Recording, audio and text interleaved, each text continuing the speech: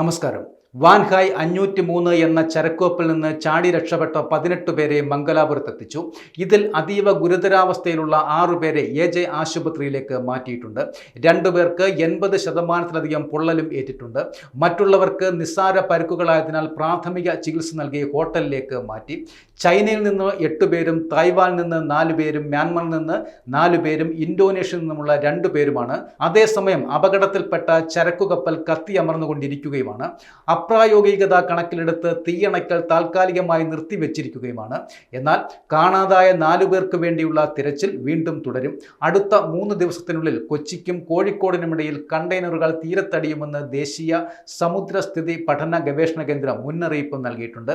കപ്പലിൽ നിന്നുള്ള എണ്ണപ്പാട കേരള തീരത്തിന്റെ സമാന്തര ദിശയിൽ നീങ്ങാൻ സാധ്യതയുണ്ട് എന്നും മുന്നറിയിപ്പുണ്ട്. നിലവിൽ ചില കണ്ടെയ്നറുകൾ കടലിന്റെ പ്രതലത്തിൽ കപ്പലിനോട് ചേർന്ന് ഒഴുകി നടക്കുകയാണ്. തീപിടിക്കാൻ സാധ്യതയുള്ളതും പ്രതിപ്രവർത്തനം നടത്താൻ സാധ്യതയുള്ളതുമായ വസ്തുക്കളാണ് ഇതിലുള്ളത്. അതുകൊണ്ട് തന്നെ കപ്പലിന്റെ അടുത്തേക്ക് കോസ്റ്റ് ഗാർഡിന്റെയോ മറ്റു കപ്പലുകളോ എത്തുന്നത് വളരെ പ്രശ്നവുമാണ്. ഇത് അപകട സാധ്യത വർദ്ധിപ്പിക്കുകയും ചെയ്യും. രക്ഷാപ്രവർത്തനത്തിന് വേണ്ടി 5 കോസ്റ്റ് ഗാർഡ് വെസലുകളാണ് ഇപ്പോൾ നിലവിലുള്ളത്. കൂടുതൽ കണ്ടെയ്നറുകൾ കത്താൻ സാധ്യതയുള്ളതിനാൽ നിരീക്ഷണവും ശക്തമാക്കിയിട്ടുണ്ട്.